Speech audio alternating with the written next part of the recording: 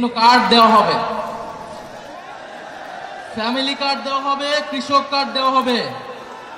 আমরা চাই কার্ড দেওয়া হোক, জনগণ সুবিধা পাক, কিন্তু এই কার্ড জনগণ পর্যন্ত পৌঁছাবে তো?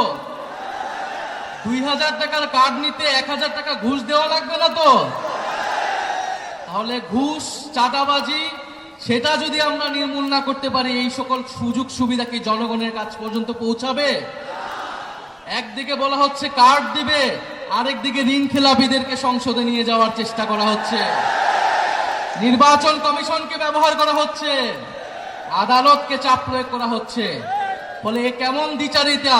যদি প্রকৃতপক্ষেই জনগণকে সুবিধা দেওয়ার নিয়ত থাকে, তাহলে কেউ ঋণ খেলাপিকে নমিনেশন দিতে পারে না।